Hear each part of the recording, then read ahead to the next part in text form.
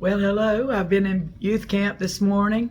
Finished up listening to the children do their scriptures, recite their scriptures to me. And everything's different today because it's the last day. In a few minutes, Lee and I are going to go and they're going to do some skits at the youth camp. That ought to be very interesting. Their music is very interesting. I wish y'all could hear them sing. Oh, it's wonderful. And this morning when the service started, a really nice girl, a really sweet Christian girl began to sing a song, and everybody just started praying because it was so good.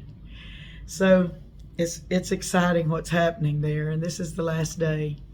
But I want to get back on Genesis chapter 5. I'm not trying to go back to Matthew.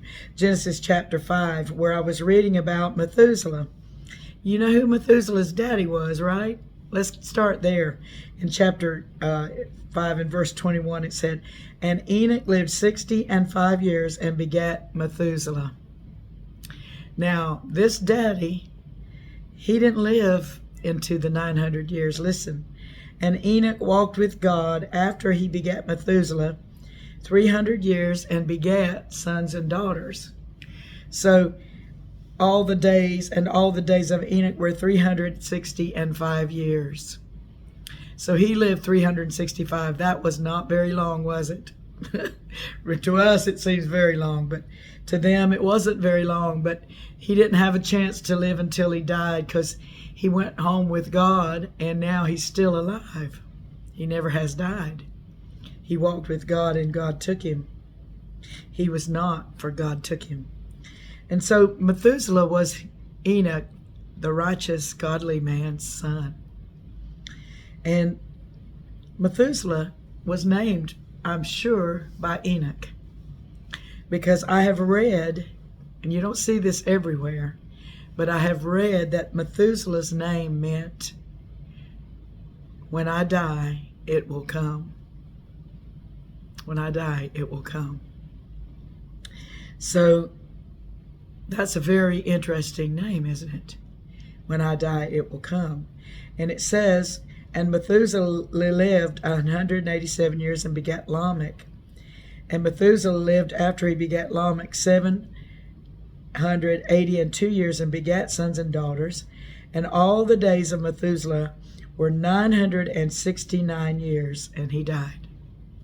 So he lived the longest of any man that had ever lived on the face of the earth, that died eventually.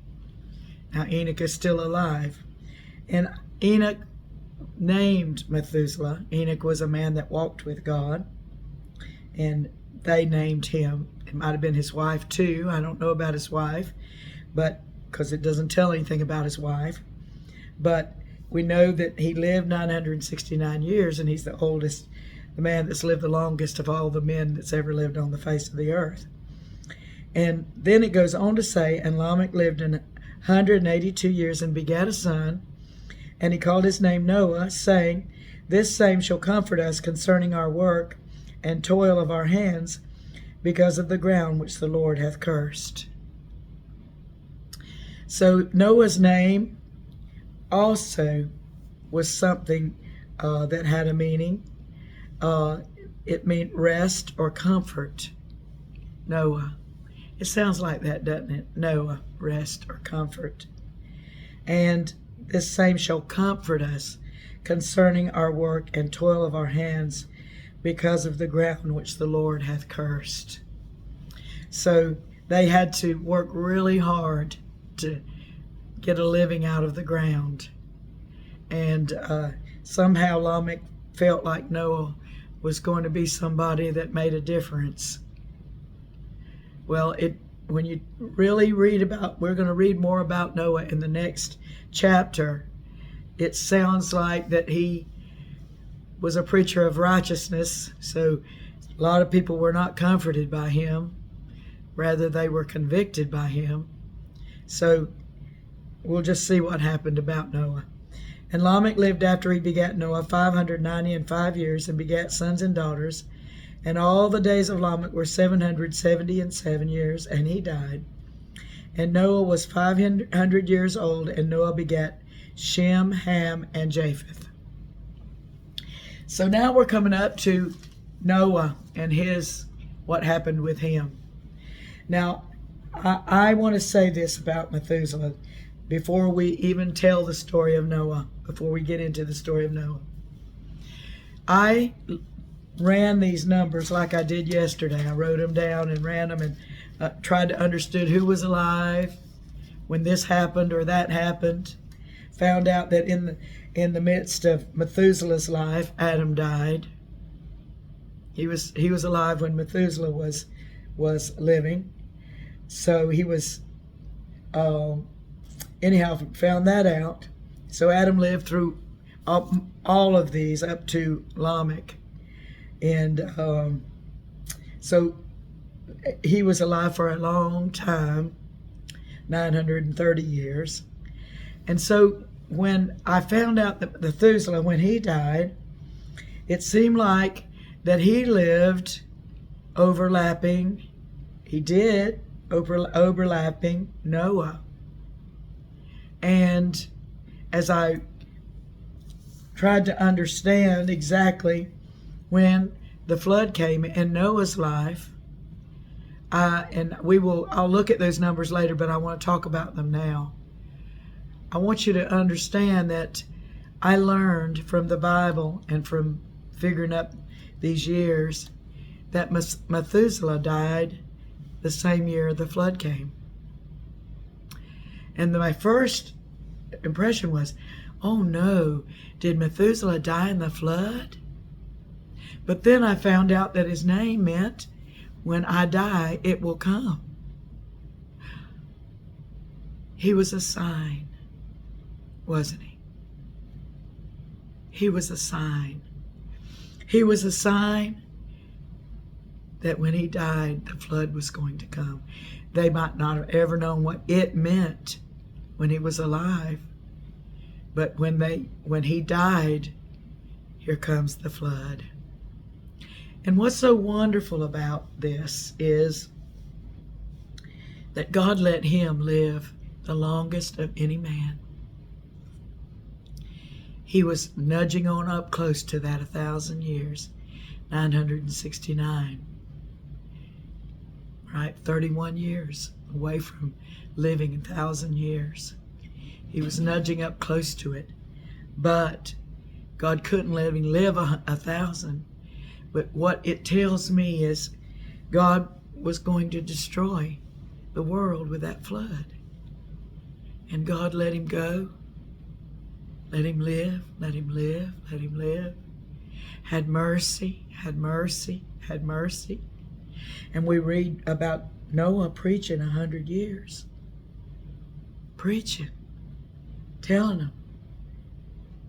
He was a preacher of righteousness.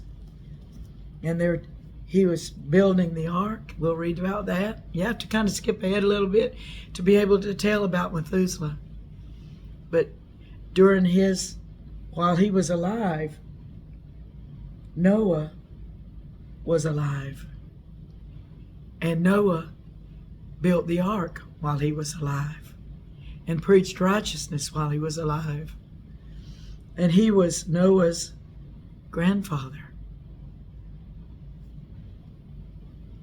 He was Noah's grandfather. And his name meant, when I die, it will come. Enoch named him.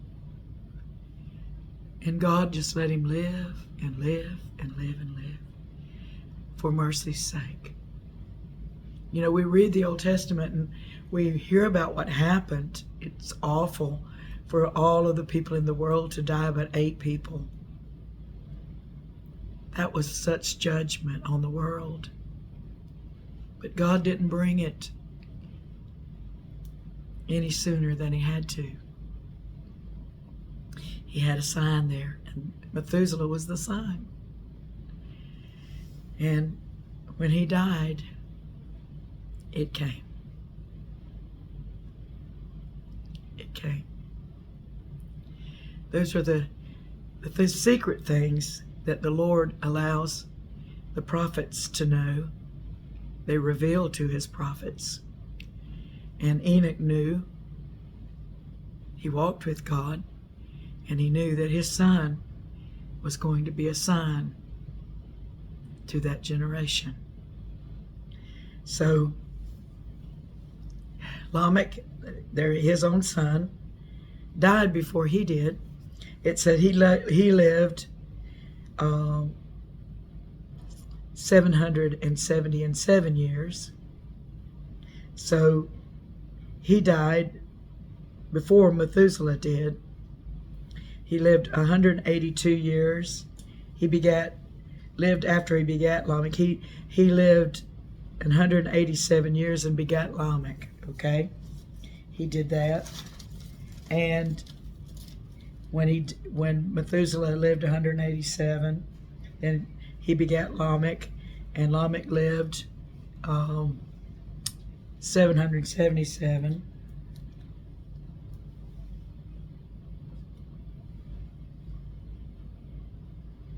$964 Methuselah would have been, and he lived to 969.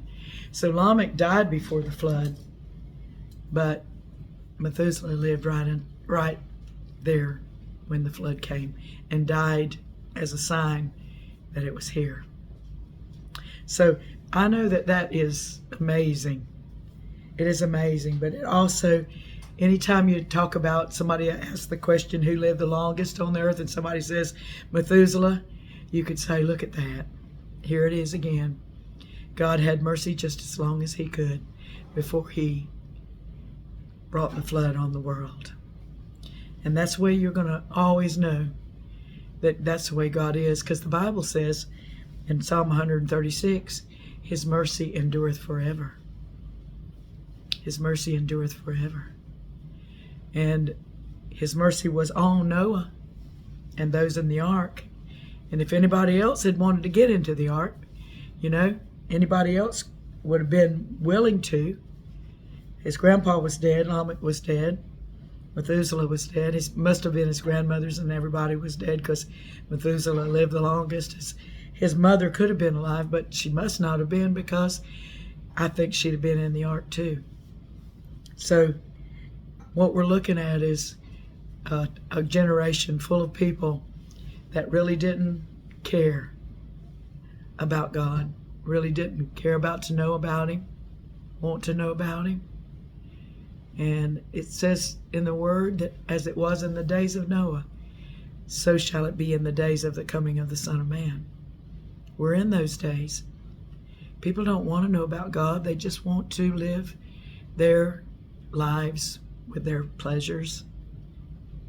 They want to enjoy their lives here and never think about judgment coming, which it is. Jesus wants us to understand that we're preparing for him to come. The Bible says he's coming in a day that you think not. Have you got up today and thought Jesus will come today? No, you didn't. Probably didn't. Somebody might have, but I don't think so. I think people have their plans for the day. They get up, they pray. I prayed this morning, but did I actually think that this is the day the Lord's going to come? No. I haven't actually thought about it until right now, that this could be the day that the Lord comes. It could be right now. He's coming. And people are eating and drinking and giving in marriage and just going about buying and selling and just going about doing all the things they've always done. But just like it was in the days of Noah, there was a sign. When I die, it will come. That's what Methuselah's name meant. But even most of them probably didn't pay any attention to that. But when he died, it came. And Jesus said, when you see these signs coming, he said, look up, for your redemption draweth nigh. He's coming. Could be today. Could be before this youth camp is over. Lee and I are just about ready to go back to the youth camp. They're going to do the skits that each side, they have a red team and a blue team, and each side does a skit. Lori is supposed to be in the skit, and it's supposed to be very good the way she is in the skit. So we're excited about seeing that. So I'm going to go, and I will see you tomorrow, Lord willing. Bye-bye.